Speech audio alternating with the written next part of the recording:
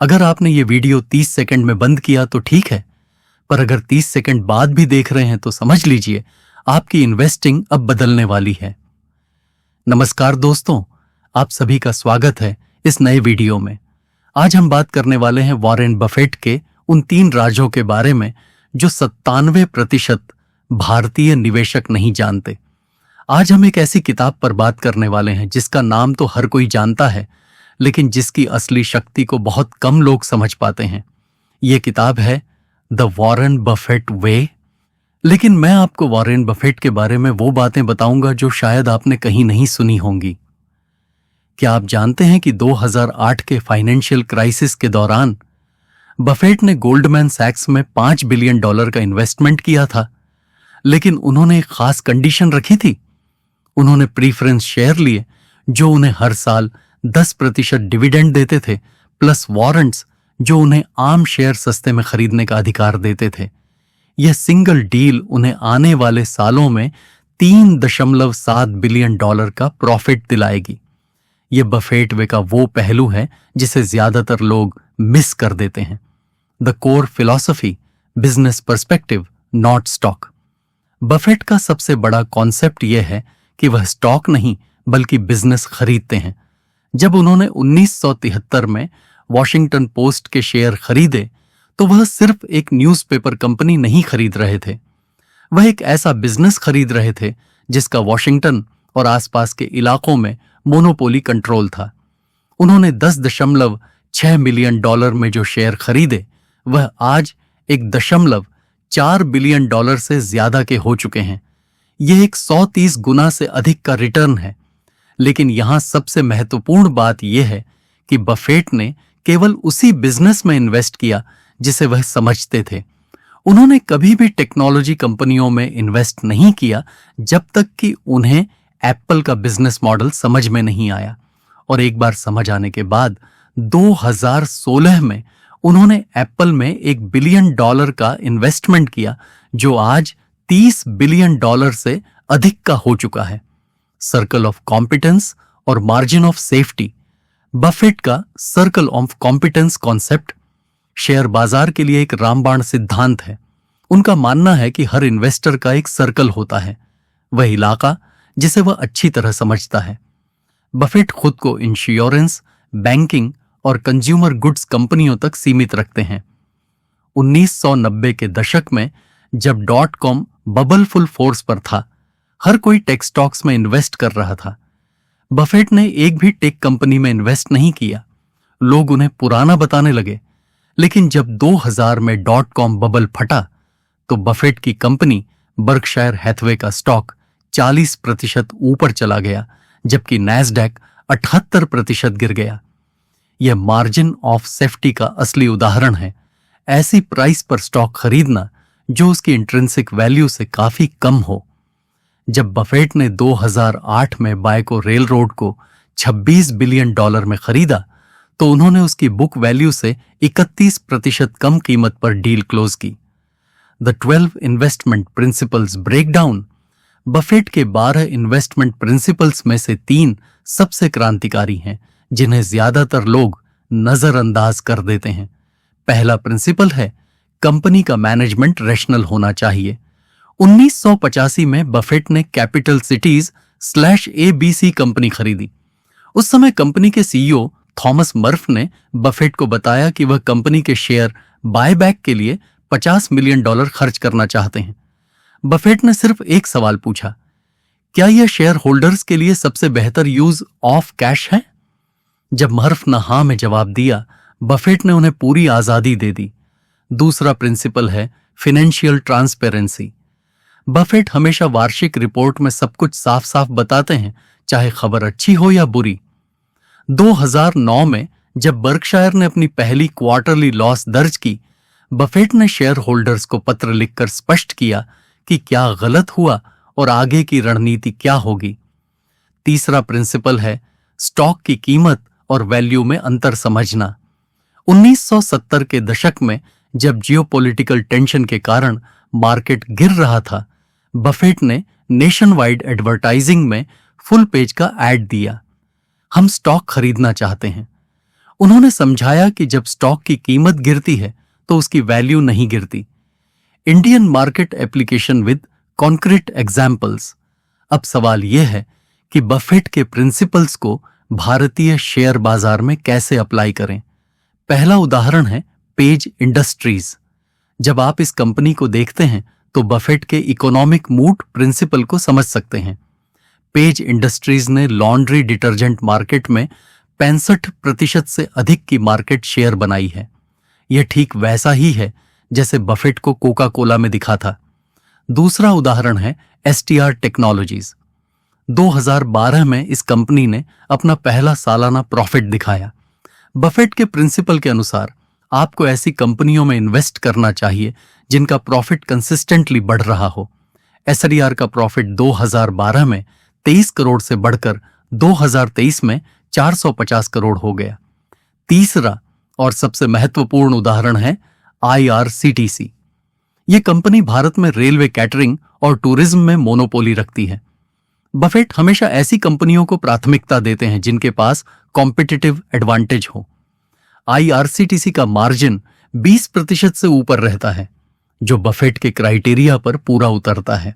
Buffett ने अपने career में कई गलतियां की हैं और वह खुले तौर पर इन्हें मानते भी हैं। 1993 में उन्होंने डेक्स्टर शू कंपनी खरीदी। उन्होंने $433 मिलियन का भुगतान किया। समस्या यह थी कि डेक्स्टर शू अमेरिका में बन रहा था, जबकि कंपटीशन चीन और वियतनाम से आ रहा था। बफेट ने बाद में कहा, यह मेरी सबसे बड़ी गलती थी। मैंने एक ऐसे बिजनेस में इन्वेस्ट किया जिसका कॉम्पिटिटिव एडवांटेज खत्म हो रहा था। दूसरी बड़ी गलती थी टेस्को में इन्वेस्टमेंट। 2006 में बफेट ने टेस्को के शेयर खरीदे। 2014 तक उन्होंने 5% से अधिक की हिस्सेदारी जमा कर ली थी, लेकिन टेस्को अकाउंटिंग स्कैंडल और मैनेजमेंट प्रॉब्लम्स में फंस गया। बफेट को $444 मिलियन का लॉस हुआ। उन्होंने कहा, मैंने मैनेजमेंट पर भरोसा किया जबकि नंबर्स चेतावनी दे रहे थे। तीसरी गलती थी कॉनकोफिलिप्स में इन्वेस्टमेंट। 2008 में उन्होंने $7 बिलियन का इन्वेस्टमेंट किया। ऑयल प्राइस गिरने से कंपनी को भारी नुकसान हुआ। बफेट ने 2019 में अपनी पोजीशन बेच दी। यह गलती उन्होंने अपने सर्कल ऑफ कॉम्पिटेंस से बाहर जाकर की थी। Modern buffet adaptation in tech era. आज का बफेट वही नहीं रहा जो 1990 में था। 2011 में उन्होंने कहा था कि वह टेक्नोलॉजी कंपनियों में इन्वेस्ट नहीं करते क्योंकि वह उन्हें समझ नहीं पाते। लेकिन 2016 में उन्होंने एप्पल में $1 बिलियन का इन्वेस्टमेंट किया। 2023 तक उनकी होल्डिंग $150 बिलियन से अधिक की हो चुकी है। क्या बफेट बदल गए हैं? नहीं, उनके प्रिंसिपल्स वही हैं। एप्पल केस में उन्होंने एप्पल को टेक कंपनी नहीं बल्कि कंज्यूमर ब्रांड के रूप में देखा। एप्पल का रिकरिंग रेवेन्यू, ब्रांड लॉयल्टी और कैश फ्लो ने बफेट को आकर्षित किया। 2022 में बफेट ने टीएसएमसी ताइवान सेमीकंडक्टर में $4.1 बिलियन का इन्वेस्टमेंट किया, लेकिन सिर्फ एक क्वार्टर बाद उन्होंने 86% पोजीशन बेच दी। क्यों? Geopolitical risk. बफेट अभी भी रिस्क मैनेजमेंट को सबसे ऊपर रखते हैं।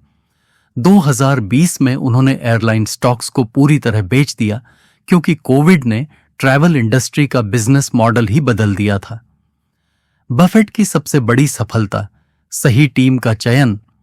1998 में बफेट ने जनरल रीइंश्योरेंस कंपनी खरीदी थी। उन्होंने कंपनी के सीईओ को नहीं बदला।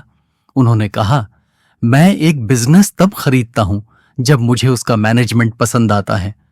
यहां बफेट का एक गहरा सिद्धांत छिपा है, बिजनेस चलाने वाले लोग ही असली संपत्ति हैं। भारत में देखें तो टाटा कंसल्टेंसी सर्विसेज का उदाहरण सामने आता है। टाटा ग्रुप ने हमेशा प्रोफेशनल मैनेजमेंट पर भरोसा किया। नतीजा, टीसीएस आज दुनिया की टॉप आईटी कंपनियों में से एक है। बफेट का यह सबक स्पष्ट है, शेयर खरीदने से पहले मैनेजमेंट की ईमानदारी और काबिलियत जांचें। आर्थिक मोट, इकोनॉमिक मोट की अवधारणा। बफेट की पसंदीदा अवधारणा है आर्थिक मोट। यह वह बचाव है जो किसी कंपनी को प्रतिस्पर्धा से बचाता है। बफेट ने 1988 में कोका कोला में निवेश किया था। कोका कोला का मोट था उसका ब्रांड, वैश्विक डिस्ट्रीब्यूशन और ग्राहकों की लगाव। भारत में इसका उदाहरण है ब्रिटानिया इंडस्ट्रीज। 100 साल से अधिक पुराना यह ब्रांड भारतीय घरों में इतना घुल मिल गया है कि बिस्कुट और ब्रिटानिया लगभग पर्याय बन गए हैं। यह ब्रांड लॉयल्टी ही ब्रिटानिया का आर्थिक मोट है। बफेट सिखाते हैं, ऐसी कंपनी खोजो जिसकी प्रतिस्पर्धात्मक बढ़त लंबे समय तक बनी रहे। भारतीय बाजार में मोट वाली कंपनियों की पहचान। अब सवाल यह है कि भारतीय बाजार में ऐसी कंपनियां कैसे खोजें।